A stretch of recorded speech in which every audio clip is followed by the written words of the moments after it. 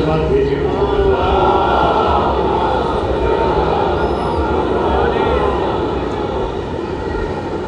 ये सिलसिले मजालिस अल्लाह जिसमें सुबह से आपकी शिरकत बहुत अहमियत रखती है।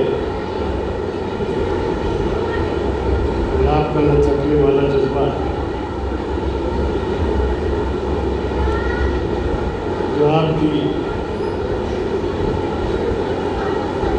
इस तहरीक अज़ा का बड़ा अहम चीज़ है जिसमें आप शिरकत फरमा हैं।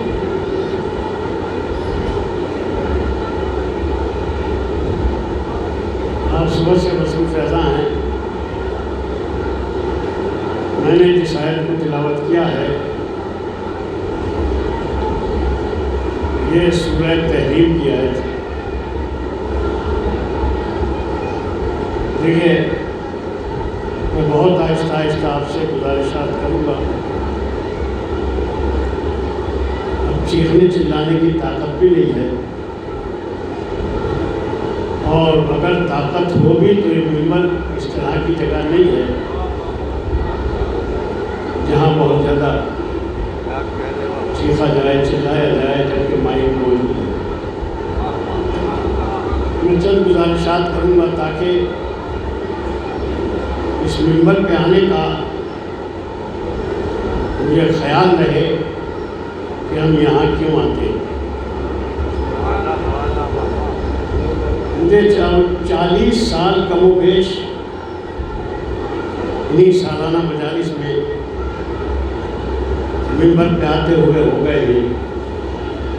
1-2 साल बीच में कोरोना की वजह से, 1 साल हज और ज़ियारतों की सफ़र की वजह से मैं हाजिर नहीं हो सका था। 1 साल कमेटी के अपने कुछ मामलात थे, उन्होंने शायद और अच्छे ज़ाकिरीन को बुलाने के लिए मुझे जैसे ज़ाकिर को मुनासिब नहीं समझा उन्होंने। तो मैं 40 साल से तकरीबन इस मिंबर से आपकी खिदमत कर रहा हूँ, लिहाजा मुझे कोई ज़्यादा इसकी हाजत नहीं है कि आप मुझे पहचाने, मुझे सब जानते हैं। जो 40 साल के लोग हैं वो तो आ ही रहे हैं, वो भी जानते हैं, और मैं इसी इलाके का रहने वाला हूँ, लिहाजा सब मुझे तकरीबन जानते हैं। और अब मैं मजलिस को शुरू करना चाहता हूँ। मैं शुरू करने की संवाद देते हैं।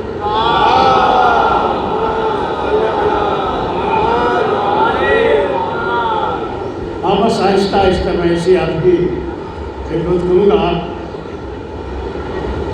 समाअत फरमाएंगे और मैं मिंबर से कोशिश करूँगा कि मिंबर का हक अदा किया जाए कि जो मिंबर हमसे तकाज़ा करता है, जो आज के हालात हमसे तकाज़ा करते हैं, उसका हमें ख्याल रखना चाहिए। इस आयत में इरशाद होता है, आप सुन रहे हैं ना? अभी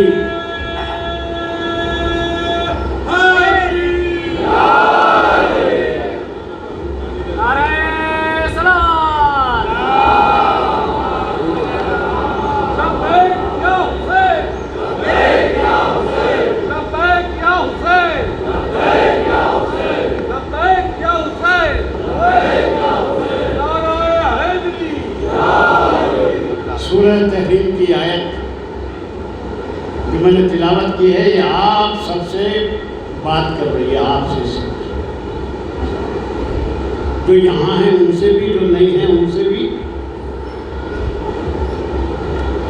ये आयत आपसे होता है, तो आपकी जिम्मेदारी बढ़ जाती है इस आयत के ज़हन में। या अय्युहल्लज़ीना आमनू, ईमान लाने वालों। तो पहला मामला यह है कि हम ये फैसला करें कि हम ईमान वाले हैं या नहीं हैं, नहीं है या हैं। لیکن ایسے مل جل کے مجلس پڑھیں گے، تھوڑی آپ پڑھ لیں تھوڑی میں. اور بات یہ ہے کہ زیادہ دیر تک مجھے پڑھنا نہیں ہے، اس کے بعد فوراً میرے برادر محترم مولانا مرزا جاوید رضا صاحب قبلہ پڑھیں گے، وہ بہت اچھی مجلس پڑھیں گے. میں تو جب یہاں تک آیا ہوں تو حصول ثواب کے لیے چند گزارشات آپ سے کرنا ہے. تو آیت کا خطاب یا ایھا الذین آمنوا، قرآن میں بہت آیتیں، کوئی تقریباً 40 سے کم و زیادہ کچھ آیتیں ہیں جن کے شروع میں یا ایھا الذین آمنوا آیا ہے. سمجھ رہے ہیں؟ 40 تو جانتے ہیں 40 کتنے ہوتے ہیں. اور دیکھیے کہ ادھر سے میرے اوپر یہ الغار شروع ہو گئی ہے. ایسے ایسے لوگ آ رہے ہیں کہ مجھے آپ سے زیادہ سوچنا پڑے گا کہ اب میں کیا کروں.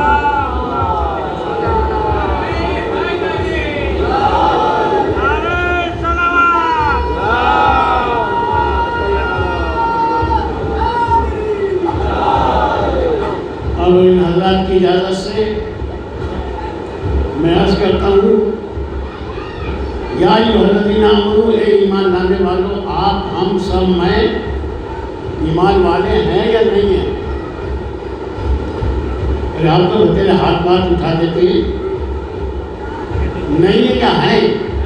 یہ بات جب بڑھے گی جب آپ جواب دیں گے. نہیں ہے تو مجھے ایسے آپ سے کچھ نہیں کہنا، اور اگر آپ ہیں تو قرآن پھر آپ ہی سے کہہ رہا ہے.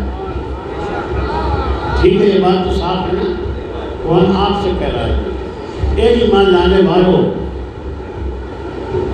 کیا قوا انفسکم واہلیکم نارا، اے ایمان لانے والوں اپنے کو اور اپنی اولادوں کو جہنم کی آگ سے بچاؤ. بچانا چاہیے یا نہیں؟ بغیر سلوات کے بچانا چاہیے.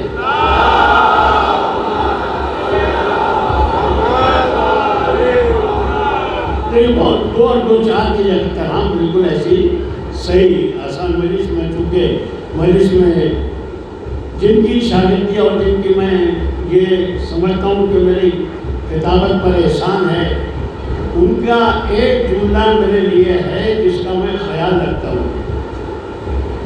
جب مجلس پڑھو تو یہ سمجھ کے پڑھو کہ جو آخری آدمی بیٹھتا ہے اس پر بھی تمہاری بات پہنچنی چاہیے. وہ قابلیت کی باتیں کرنا تو وہ کرتے جو قابل ہوتے ہیں. میں کوئی قابل آدمی نہیں ہوں، میں تو ایک عامیانہ آدمی ہوں جو عام سی گفتگو کرتا ہوں جو سب تک پہنچ جائے. یہ آپ کے لیے بھی بہت ہے، میرے لیے بھی بہت ہے. ایمان لانے والوں اپنے کو اور اپنی اولادوں کو جہنم کی آگ سے بچاؤ. تو بچانا چاہیے یا نہیں بچانا چاہیے؟ اچھا، یہ حکم ہے خدا. اگر یہ حکم نہ ہوتا تب بھی ہم ایسے ہیں یا نہیں کہ اپنی اولادوں کو خطرات سے بچاتے ہیں؟ بتاتے نہیں بچاتے؟ بچاتے. پھر یہ خدا نے ہمیں حکم کیوں دیا؟ خدا کہتا ہے میرا لطف یہ ہے کہ تم ایسے ہو کہ تم بچاؤ گے، بچاتے ہو خطرات سے اولاد کو، لیکن جب میرے کہنے سے بچاؤ گے تو یہ کام عبادت بھی ہو جائے گا، تمہاری اولادیں بھی بچ جائیں گی. تو یہ کام تو اچھا ہو جائے گا نا. تو بچاؤ. بچانے کے لیے ضروری ہے یہ جاننا کہ گناہ کیا ہے، برائیاں کیا ہیں. اگر ہم جانتے ہی نہ ہوں گے تو کیسے بچائیں گے؟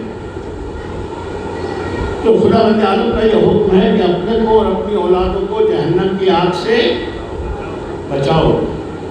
ہم سب صاحبان ایمان ہیں.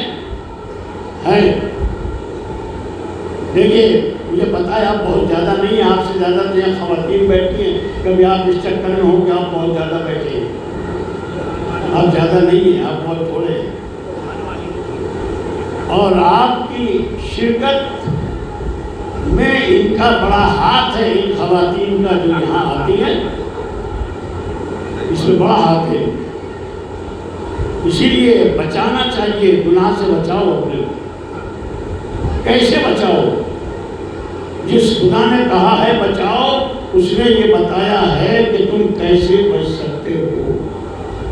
نہ بتایا ہوتا تو خیر، پھر ہم کیا کر سکتے ہیں؟ کچھ بھی نہیں۔ لیکن جس نے کہا کہ بچاؤ، اس نے بچنے کا طریقہ بتایا یا نہیں بتایا؟ بتایا۔ ہزارہا ہاتھیوں رہبر بھیجے، کیوں بھیجے؟ اس لیے کہ آپ اپنے کو گناہوں سے، خطرات سے بچا سکیں۔ ان ساری چیزوں میں اولاد کا بچانا یوں اہم ہے کہ آپ جب اس دنیا سے جائیں گے تو اپنی جگہ پر ایک ایسی نسل چھوڑ کر جائیں گے جو اس راستے پر جا رہی ہو، جو اللہ کی طرف جا رہا ہو، رسول کی طرف جا رہا ہو، حسین اور آل حسین کی طرف جا رہا ہو۔ یہ آپ کا ہمارا سب کا فریضہ ہے۔ ہمیں بہت دن ہو گئے بے وقوف بنتے ہوئے۔ اب آپ ہوش میں آ کر کوئی باتیں سماعت کریں گے جس سے آپ کا، میرا، دونوں کا بھلا ہو جائے۔ ہم بچانا چاہیے یا نہیں بچانا چاہیے؟ بچانا چاہیے۔ تو کیسے بچانا چاہیے؟ دیکھ ہم جانتے ہیں، ایک ماچس کی تیلی جلا کے اگر دھوکے سے کسی کے منہ کی طرف کر دی جائے، یہ بیٹے شاداب تھا، یہ بڑے تھاکڑ آدمی ہیں، اگر دھوکے سے ایک ماچس کی تیلی ان کے منہ کی طرف کر دی جائے کہ ہاتھ بھی پھیل جائیں گے، آنکھیں بھی پھٹ جائیں گی اور یہ ڈر جائے گی۔ ہوگا ایسا نہیں؟ جس کی طرف بھی ہو جائے وہ ڈر جائے گا۔ تو خدا کوئی ایسی بات نہیں کہتا، وہی کہتا ہے جو آپ کے اندر بات پائی جاتی ہے۔ آپ ڈرتے ہو جب آپ کی طرف کوئی خطرہ پیدا ہوتا ہے۔ جہنم خطرہ ہے یا نہیں ہے؟ کیسا خطرہ ہے جہنم؟ آگ کا خطرہ ہے، جہاں سے آپ کو اور ہمیں سب کو اس جہنم کی آگ کا مقابلہ کرنا ہوگا اگر ہمارے اعمال ویسے ہوں گے۔ کیسے اعمال ہونے چاہیے؟ اعمال میں ہمارے 4-5 طرح کے عمل ہیں ہماری زندگی میں۔ کتنے؟ 5۔ ابھی تھوڑا سا اجالا ہے، ابھی آپ کو دکھائی دے رہا ہوگا، 5 ہے۔ ان 5 کی پہچان کر لیں، آپ بچ سکتے ہیں۔ پہلا حکم خدا آپ کے اور میرے لیے کیا ہے؟ واجب ہے۔ واجب کا مطلب ہے اسے کرنا ہی پڑے گا۔ دوسرا حرام ہے، جسے بالکل نہیں کرنا ہے۔ حرام ہی کی برابر میں ایک تیسرا حکم ہے جسے ہم مکروہ کہتے ہیں۔ کریں گے تو گناہ نہیں ہے، اور اگر نہیں کریں گے تو ثواب ہے۔ اور ایک ہے مباح، یعنی مستحب۔ مستحب کیا ہے؟ اگر کرو گے تو ثواب ملے گا، نہیں کریں گے تو عذاب نہیں ہوگا۔ ظہر کی 4 رکعت واجب، عصر کی 4 رکعت واجب، مغرب کی 3 رکعت، میں نہیں کہ آپ پڑھنے لگو، میں آپ کو خالی بتا رہا ہوں۔ مغرب کی 3 رکعت کیا ہے؟ اور اسی کے ساتھ ہے ملی ہوئی ایک 4 رکعت ہے جسے ہم کہتے ہیں نافلہ مستحب۔ سن رہے ہیں؟ دیکھیں سن تو رہے ہیں مگر بغیر سلوات کے سن رہے ہیں۔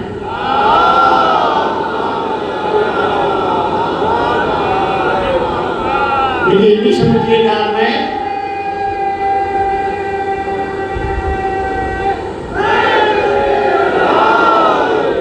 انقلاب آ گیا، پیچھے سے آیا ہے انقلاب۔ میں پھنس نہیں ہوں، کبھی آپ سوچیے پھنس گئے بیچارے، اب کیسے نکلے گے یہاں سے؟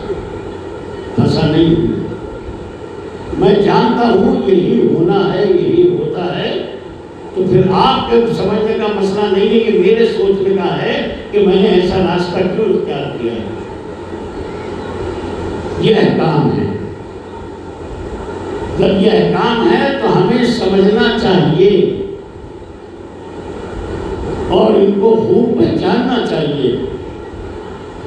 اور یہی پانچوں احکام ہیں انسان کو بچانے کے لیے. بچانے کے لیے اگر ہمارے یہاں کا معاملات الگ ہیں، دوسرے ہیں، ہم کیسے بچنا چاہتے ہیں؟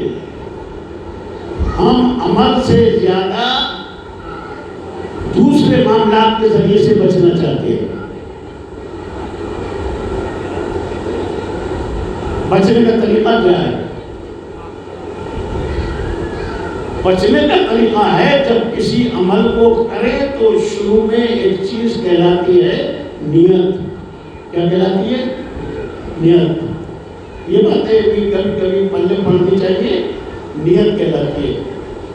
بغیر نیت کے کتنا بھی عمل کر لو کچھ بھی نہیں. صبح کی 2 رکعت پڑھتا ہوں تو نیت کر کے نہ پڑھو، 10 رکعت پڑھ دو، کوئی فائدہ نہیں ہے. نیت سے پڑھیے آپ. نیت تو پہلی چیز ہے نیت. آپ یہاں سے گھر سے چلے کہاں کے لیے؟ درگاہ میں جا رہے ہیں، مجالس میں جا رہے ہیں. کیوں جا رہے ہیں؟ وہاں ایک پروگرام ہوتا ہے مذہب کا، دین کا پروگرام.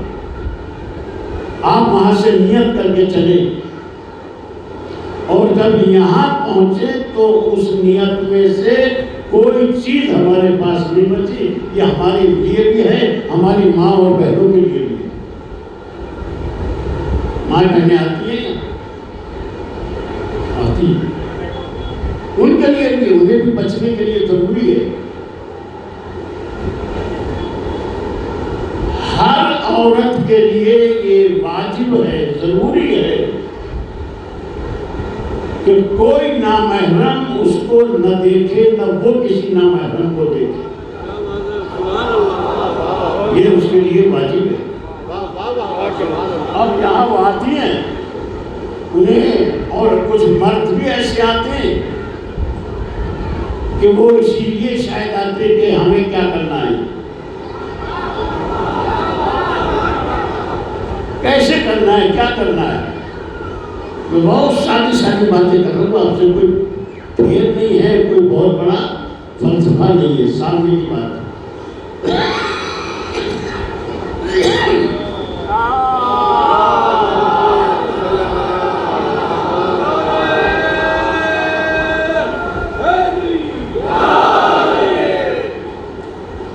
تو ہمیں یہاں جب آنا چاہیے تو آنے سے پہلے جو ہے ہماری نیت.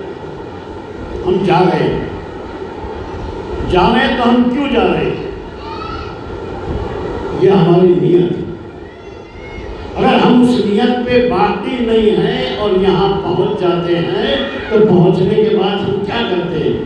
ہم دیگ اتارتے ہیں، مٹھائی لیتے ہیں، دکانوں پر خرید کے درگاہ پہ جاتے ہیں. کیا ہم اس کام کے لیے یہاں آئے ہیں یا دین پر عمل کرنے کے لیے آئے ہیں؟ دین پر عمل کرنے کے لیے یہاں آئے ہیں. سمجھئے دین کیا ہے، دین کیسے.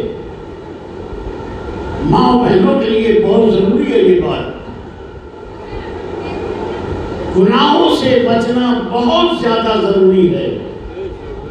کار خیر کرنا اتنا اہمیت نہیں رکھتا آپ کی میری زندگی میں. نظر دلانا، نیاز دلانا، دیگیں اتارنا اور جو بھی آپ کرتے ہیں، اگر بتی موم بتی جو بھی،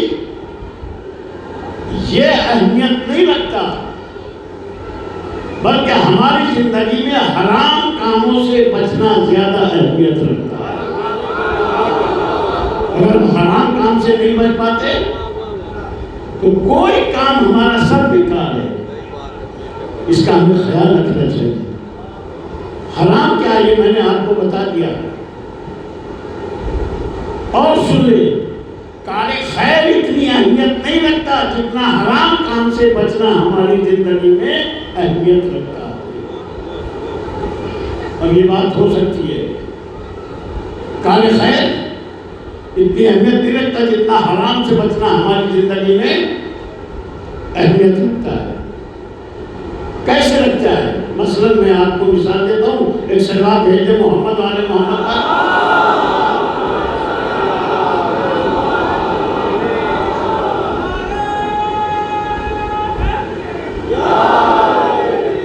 حرام کاموں سے بچنا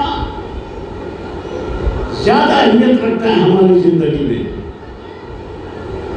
کار خیر اتنا نہیں رکھتا جتنا جو مرتبہ جو درجہ حرام کام سے ملتا ہے وہ کار خیر کر کے نہیں ملتا.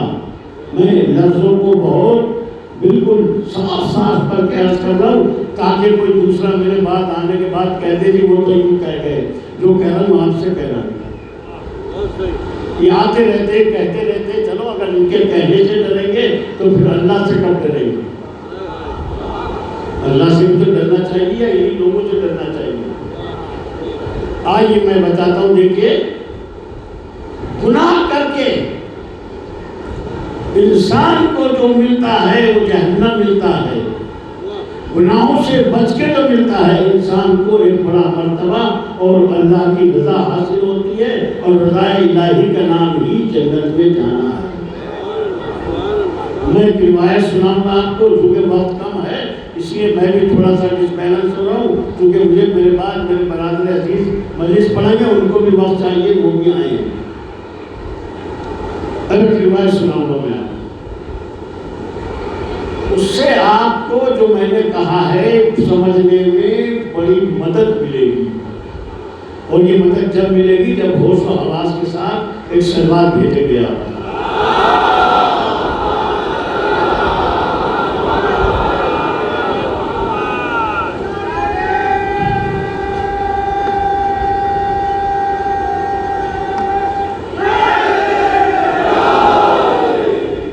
پھر دوہراتا ہوں میں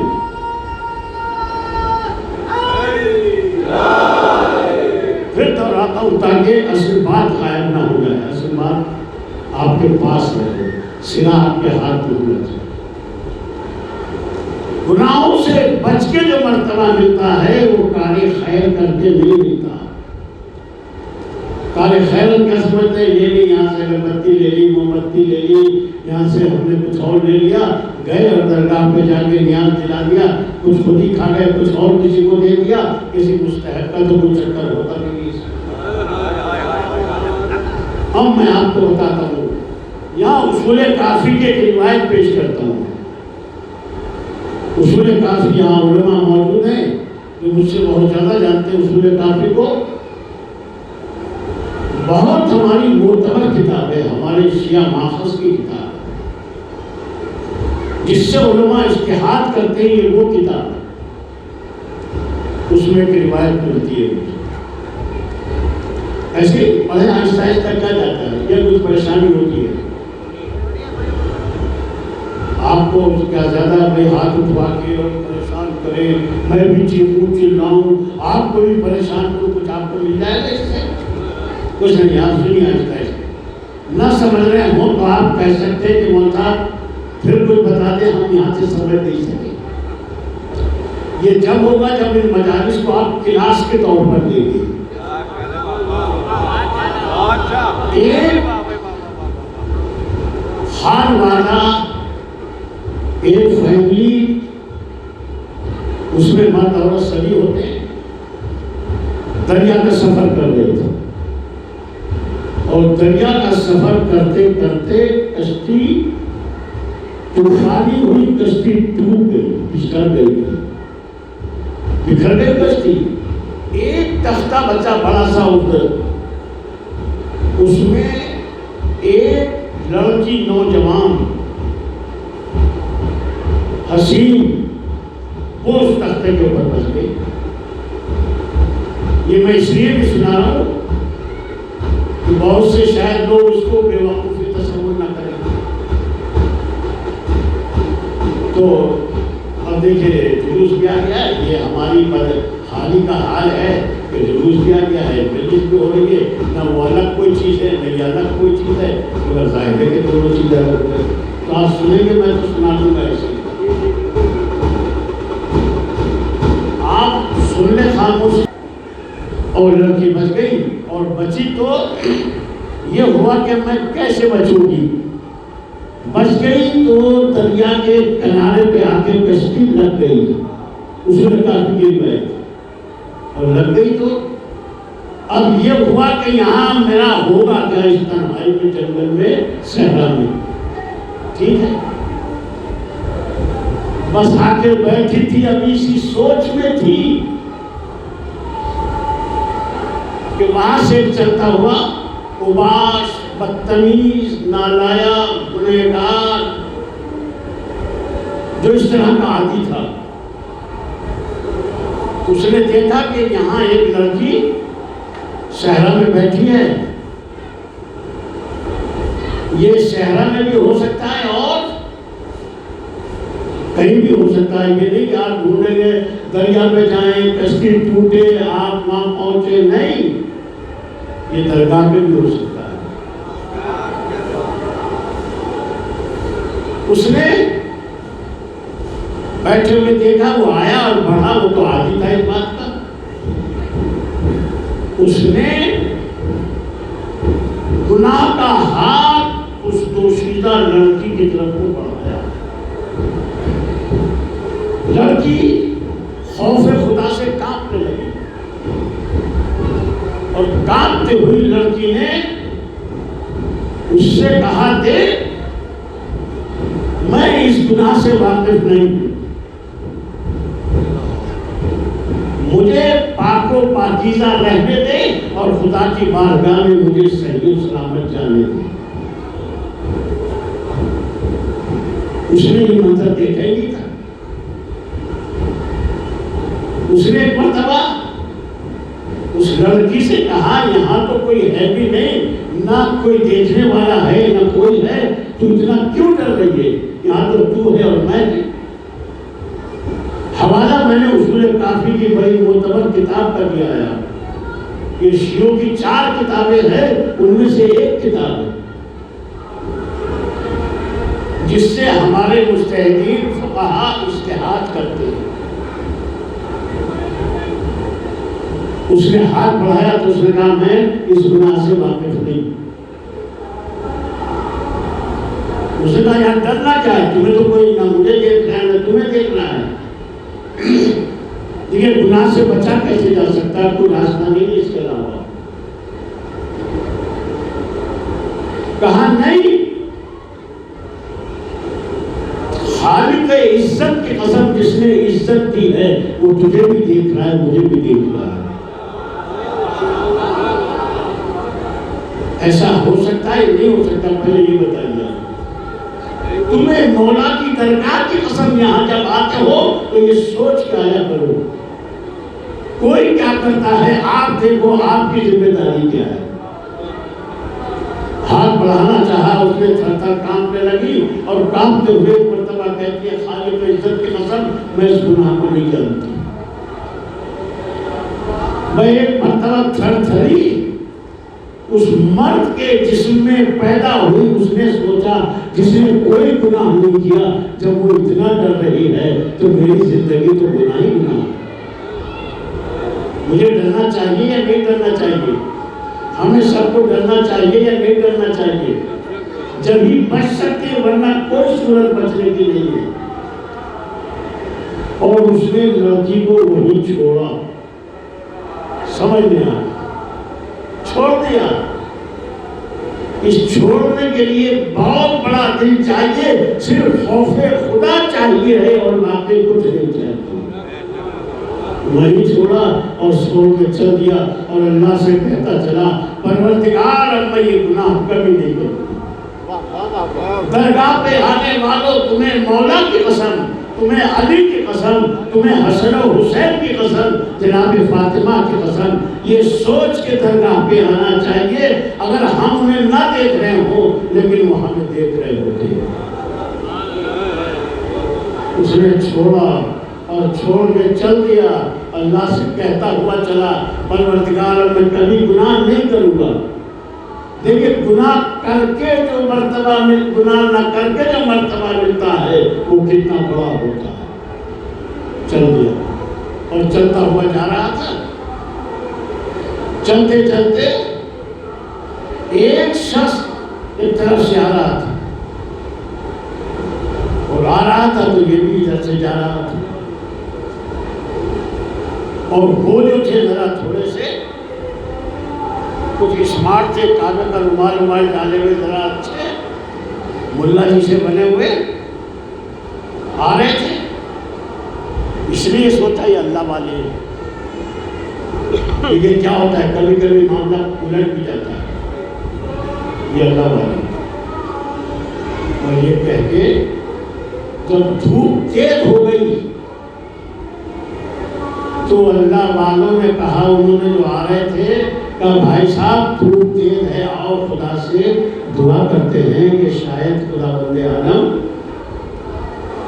رحم کھائے اور بادل کا کوئی ٹکڑا بھیج دے، تم دعا کرو میں آمین کہتا ہوں۔ اس شخص نے کہا، وہی جوان، کہ میرے پاس کوئی عمل ایسا نہیں ہے کہ میں آمین کہہ سکوں، میں بہت گنہگار ہوں۔ پروردگار کیا کہنے تیری شان کے، اپنے گناہوں کا اعتراف کر لینا کہ میں گنہگار ہوں، تو پروردگار معاف کر دیتا ہے۔ میں تو نہیں کر سکتا۔ اب وہ آگے بڑھے، گاڑی پہ ہاتھ پھیرتے ہوئے، اور کہا کہ لو چلو میں کہتا ہوں تم آمین کہہ دینا۔ اس نے ہاتھ اٹھا کے دعا کی، پچھلے بیچارے نے آمین کہہ دیا، تو دیکھا کہ ابر کا ایک ٹکڑا آیا اور آگے دونوں کے اوپر سایہ کیا، موسم ٹھنڈا ہو گیا، دونوں چلتے ہوئے چلے، آپس میں گفتگو ہونا شروع ہوئی، اور اس نے کہا نہیں میں تو بہت گنہگار ہوں۔ ابھی یہ کہتے چل ہی رہے تھے، دونوں کے راستے الگ الگ ہو گئے، جیسے یہاں سے نکلا ایک ادھر کو رائے پور کی طرف چل گیا، ایک نجیب آباد کی طرف چل گیا، اور جب وہ ادھر کو چلا جو گنہگار تھا تو ابر کا ٹکڑا ادھر چلا جدھر یہ گنہگار جا رہا تھا۔ اس نے دیکھا اور دیکھ کر رک کے کھڑا ہو گیا، اور کھڑا ہو کے کہا بھائی صاحب بتا کے جاؤ تم تو کہہ رہے تھے میں بہت گنہگار ہوں۔ کہا تو اب بھی کہہ رہا ہوں میں گنہگار ہوں۔ نہیں اپنا صحیح مطلب بتاؤ کیا ہے تمہارا۔ سن رہے نا، تھوڑا سلوات کے بغیر ذرا تھوڑا ایسے ہی ہو جاتا ہے۔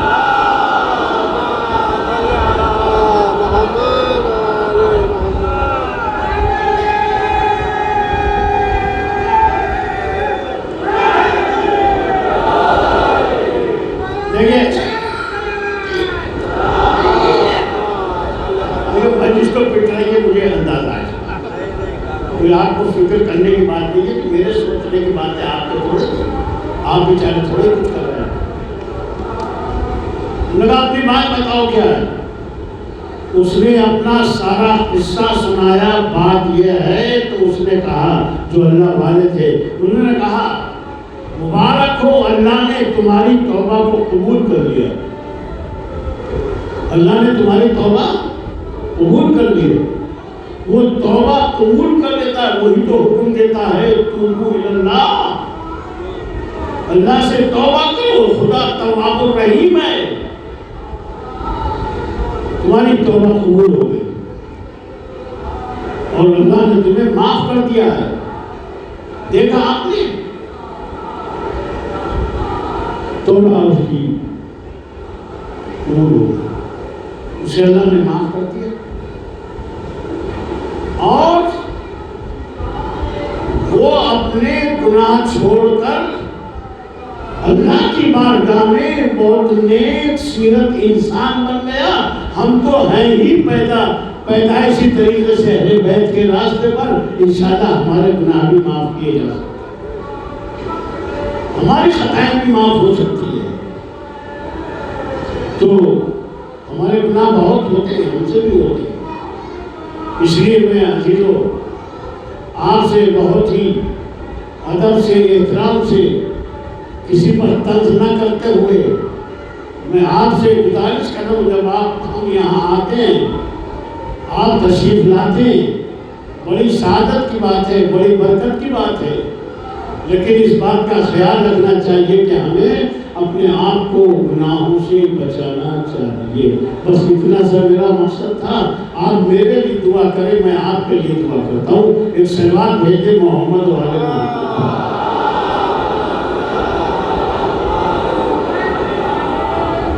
دیکھیے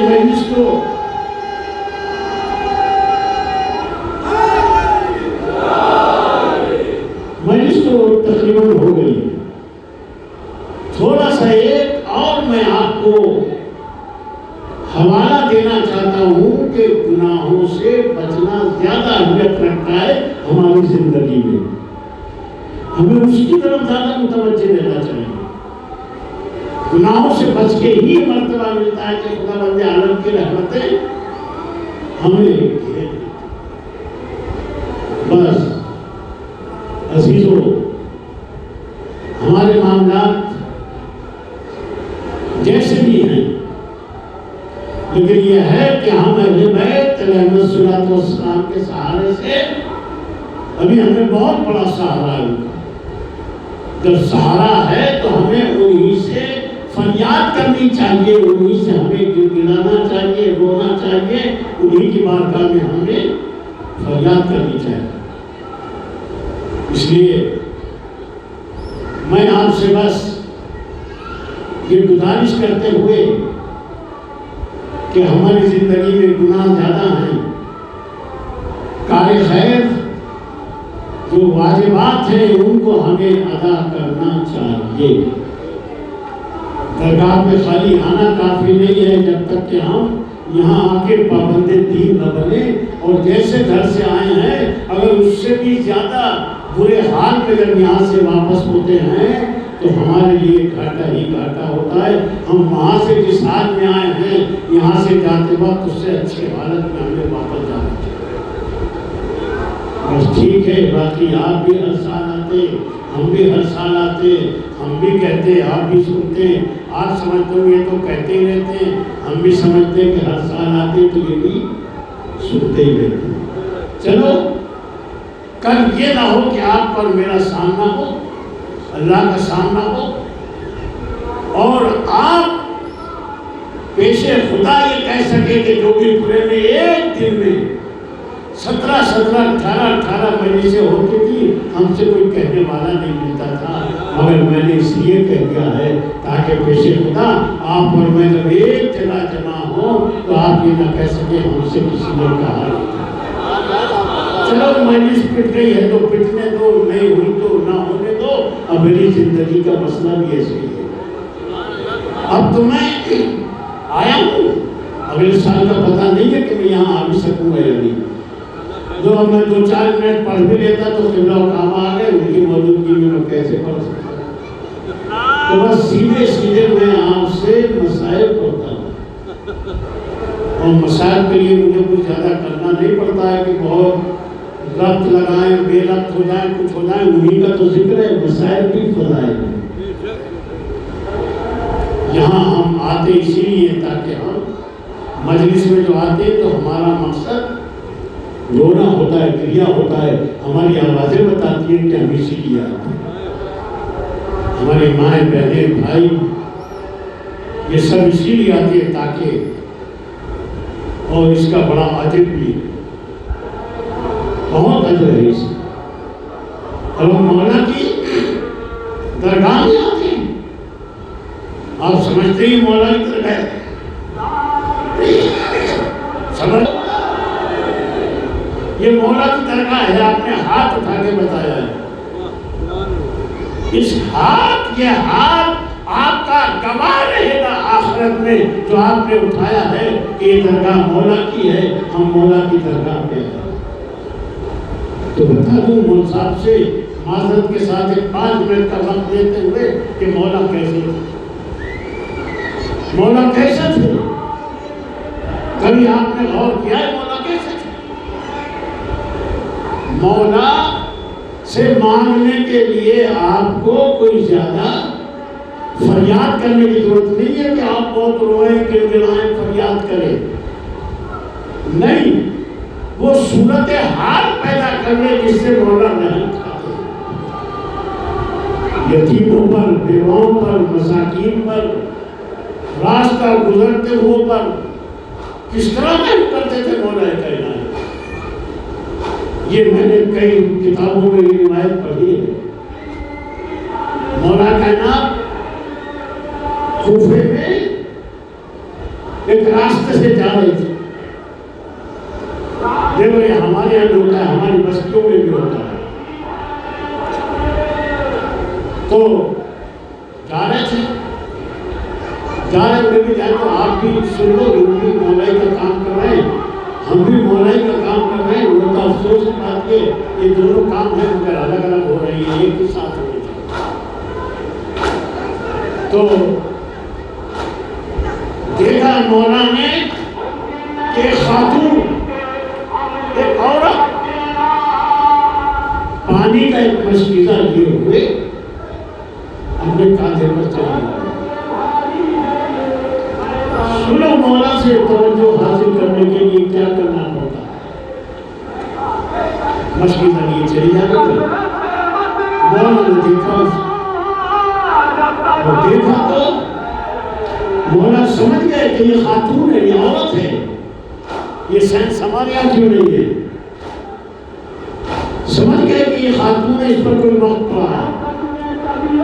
یہ میں نے کئی کتابوں میں دیکھا ہے واقعہ. اور مولا آگے بڑھے اور بڑھ کے اس خاتون سے پوچھا، یہ آپ کی میری توفیقات بھی ہونا چاہیے. اب آپ سوچو کہ کوئی خاتون ملے گی جو مشکیزہ لیے چلی جا رہی ہے، میں اس سے پوچھوں گا نہیں. یہ حالات آپ کا میرے سامنے آتے ہیں، آپ کو تو شعور ہونا چاہیے. تو ایک مرتبہ مولا کائنات نے پوچھا پڑھ کے اس سے، کہا بیوی یہ پانی کا مشکیزہ جو تم لے کے جا رہی ہو کیا تمہارا کوئی شوہر نہیں ہے؟ اس نے کہا نہیں، میرا شوہر تھا کافر. اور اس نے کہا وہ علی کے ساتھ جنگ کرتے ہوئے شہید ہو گئے. مولا کائنات رکے. جب تک یہ کردار مولا کا ہمارے شروع کے درمیان میں نہیں آئے گا کچھ ہونے والا نہیں، کچھ ہونے والا نہیں ہے. آپ کو تو معلوم ہے کہ ہمارے جگہ جگہ کیا حالات ہیں بستیوں کے. ایک بستی مجھے کوئی ایسی بتا دو جہاں سادات شیعہ 10 گھر رہتے ہوں اور ان میں پارٹی نہ ہو. مجھے بتانے کی ضرورت نہیں، میں کیا کروں گا، مجھے کیا بتائیں گے. آپ خود غور کر لیں ایسا ہے یا نہیں. کیا مولا دیکھ رہے ہیں، نہیں دیکھ رہے اسے؟ مولا کو پتا ہے یا نہیں پتا ہے؟ پتا ہے. تو کہا کہ میرا شوہر تھا مگر علی کے ساتھ ایک جنگ میں شہید ہو گیا. اب میرے بچے یتیم ہیں، میں ان کے لیے یہ پانی اور آنسو کا لینے کے لیے چلی ہوں. مولا علی نے 1 سیکنڈ کے اندر اپنی ذمہ داری کو برداشت کیا. سوچا کہ یہ میری ذمہ داری ہے،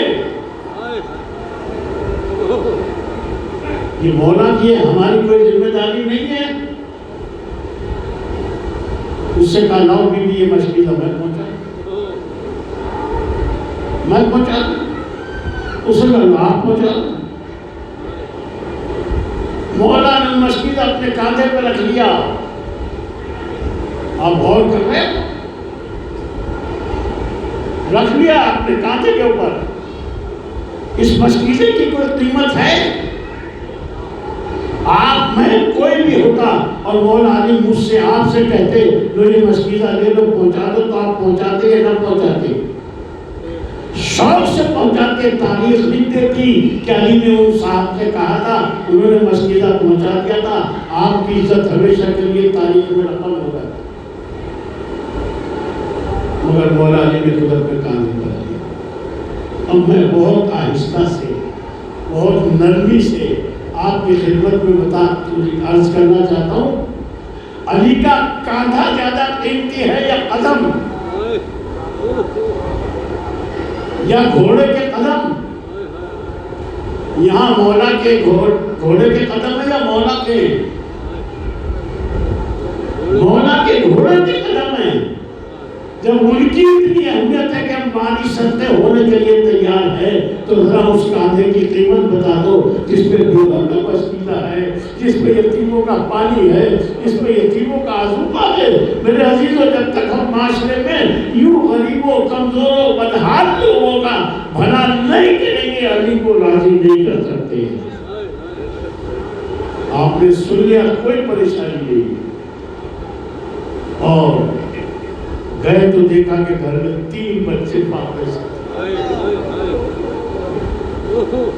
یہاں معتبر علماء ہیں، انہوں نے بھی اس کتابوں میں پڑھا ہوگا اس واقعے کو، دیکھا کہ 3 تھے اور ایک مرتبہ وہ بچے کو مولا کائنات اور آذوقہ بھی خرید کے لائے اور لا کے اس کی بچوں کی ماں سے کہا، لو بیٹی تم ان بچوں کو بہلا دو، میں کھانا بناتا ہوں۔ اس نے کہا نہیں، میں خاتون ہوں، کھانا میں بناؤں گا، تم میرے بچوں کو بہلا دو۔ مولا علی نے بچوں کو بہلایا۔ میں نے پڑھا ہے روایتوں میں، مولا اس کے گھر میں کبھی گھوڑا سمجھ جاتے تھے، اس کے بچوں کو کبھی اپنے سینے سے لگاتے تھے، کبھی اپنی کمر پہ اٹھاتے تھے۔ سلام میرے مولا آپ کی ذات کے اوپر۔ اور منہ چوم کے کہتے جاتے تھے، بچوں مجھے معاف کرنا، آنے میں مجھے بڑی دیر ہو گئی، مجھے بہت پہلے سے آنا چاہیے تھا۔ پیار کرتے جاتے تھے۔ بس میرے عزیزوں، روز آتے رہے۔ 19 رمضان کو ایک مرتبہ نہیں آئے تو بچوں نے ماں سے کہا، ماں وہ کہاں چلا گیا جو روز آتا تھا؟ ماں نے کہا، بیٹا آدمیوں کوئی کام ہو سکتا ہے، شاید 20 کو بھی نہیں آیا۔ فاقہ 2 دن کا ہو گیا، پھر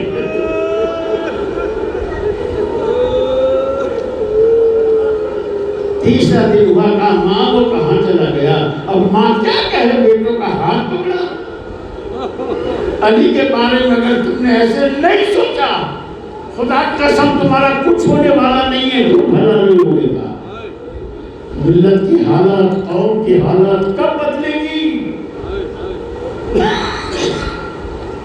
چلی وہ کھلیا حوالہ پوری دنیا سے ایک شخص آتا تھا، مگر نیکیاں چھوٹی تھوڑی تھی۔ کسی نے کہا، ہو رہا ہو یہ حالت تو مولا علی کی ہے۔ تو بتایا یہ علی کا گھر ہے، ان کے سر پہ ضربت لگی تھی، وہ آئی اور آ کے مرتبہ مولا علی کے تابوت کے اوپر آ کے کھڑی ہو جاتی ہے، اور کھڑے ہو کے ایک مرتبہ اس نے بس ایک ہی جملہ کہا، اے غریبوں کے پالنے والے۔ یہ بچے مجھ سے معلوم کر رہے ہیں، میں کیا بتاؤں؟ یہ ایک نہیں تھا، ایک بچہ نہیں تھا، روایت میں دیکھا بھی نہیں، کئی سو بچے ایسے تھے۔ جب علی کا جنازے کی طبیعت ہوئی ہے، پتہ چلا ہے، تو کئی سو بچے تھے۔ جب حکیم نے یہ بتایا انہیں کہ ان کو دودھ کا ہونا ضروری ہے، تو ہاتھوں میں دودھ کے پیالے لیے ہوئے علی کے گھر کی طرف آ گئے تھے۔ ایک مرتبہ جب یتیموں کو پتہ لگا کہ وہ والی و وارث ہمارا چلا گیا، ان کے ہاتھوں سے پیالے چھوٹ کے گر پڑے۔ وہ علی کو نہیں رو رہے تھے، وہ ایک کریم انسان کا ماتم کر رہے تھے۔ اور علی کا ایک ایسا واقعہ نہیں ہے، بہت ہے، اگر سنایا جائے تو بہت ہے۔ بس میرے عزیزوں، میں پڑھ چکا، مجھ میں دم بھی نہیں ہے، میرے اندر طاقت بھی نہیں ہے، مگر میں مولا علی سے کہنا چاہتا ہوں مولا یہ ہو سکتا ہے میری شاید آخری مجلس ہو، اور نہ ہوئی تو پھر میں انشاءاللہ آپ کی غلامی نوکری کے لیے کی ہے اور میں ہمیشہ کے لیے حاضر رہوں گا، مولا میرے اندر طاقت دو۔ مولا یہ ایک نہیں تھا، یہ روایت میں اس درگاہ پہ آتا ہوں تو پڑھتا ہوں میرے عزیزوں اس تاریخ پہ۔ مولا کائنات کو دفن کرنے کے لیے علی کے جنازے کا مجمع بتاؤں میں آپ کو، 7 یا 9 آدمی تھے علی کے جنازے میں۔ اے امیر المومنین ہمارا سلام لو۔ یہ حالات تھے جنہیں بتانے کے لیے بڑا وقت چاہیے، اور لے کے چلے دفن کر کے کون 7 یا 9 آدمی تھے، ساسا بن سہان، کمیل بن جاد، حجر بن عدی اور آپ کے بیٹے دفن کر کے پلٹ رہے تھے، وہ ختم کر دیا میں نے تقریباً، اور پلٹ کے آ رہے تھے تو ایک مرتبہ دیکھا جب کوفے میں داخل ہوئے امام حسن اور امام حسین اور بھی، تو ایک خرابے کے پر سے کھڈر کے اندر سے ایک نابینا بے کس کے رونے کی آواز آ رہی تھی۔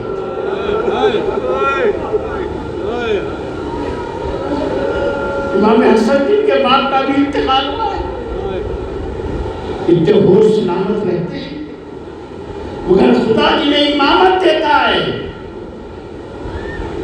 انہیں بڑی طاقت و قوت عنایت عطا کرتا ہے۔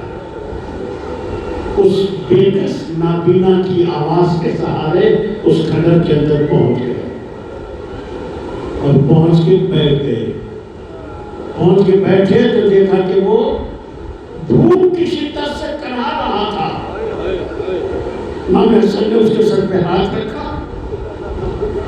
اور رکھ کے کہا تمہاری پریشانی کیا ہے؟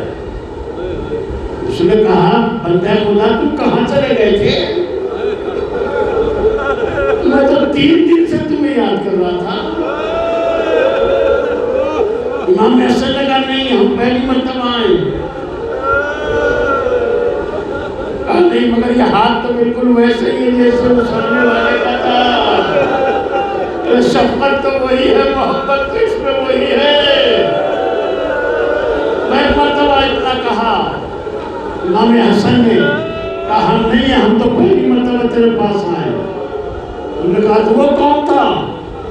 سمجھ گئے مولا؟ امام حسن نے کہا آپ صبر کرو وہ کبھی نہیں آئے گا۔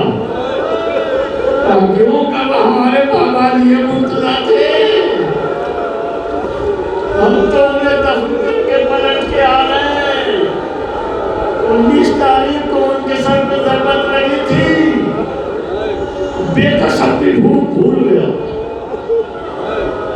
اور بھول کے ایک مرتبہ ساری طاقت کو سمیٹا، کولیوں کے بل اٹھ کے بیٹھ گیا، اور بیٹھ کے کہتا ہے بندہ خدا وہ کہاں چلا گیا؟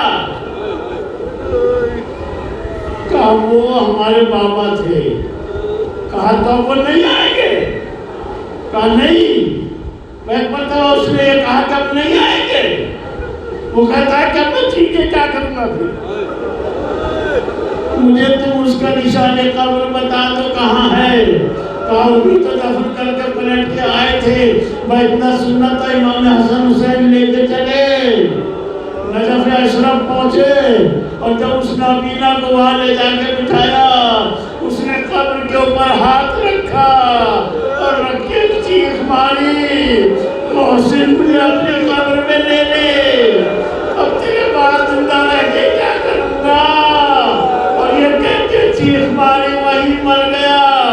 مگر میرے عزیزوں میرا دل تڑپتا ہے جو کوفے میں یتیموں کو پالے، جب اس کی اولاد لٹ کے کوفے میں آئی، تماشائیوں کا مجمع، ارے زینب کی دہائی، اے کوفے والوں ہم آل محمد ہیں، ہمارا تماشا کرتے، ہم اولاد رسول ہیں، الہی کے حق زکرہ نبی معبود نوازوں پہ تیرے پیارے کے عزادار کو غم نہ دینا والا وسیع حجت آخر کا واسطہ، نبی آخر کا واسطہ، آخر کتاب کا واسطہ، خدا دیالنا تجھ سے تیری بارگاہ میں دعا ہے کہ تمام مومنین جو یہاں تشریف لائے ہیں اور وہ بھی جو اپنے گھروں میں ہیں، خدا ان کو ہر طرح کی بلا مصیبت سے اور ہر طرح کے پریشانیوں سے دور رکھ۔ تمام شیعان جہاں جہاں کہیں بھی ہیں ان کے مشکلات کو حل فرما دے۔ الہی بحق الزہرا ابیہا و بعلہا و ابیہا، تشریف رکھیے گا ابھی مولانا مرزا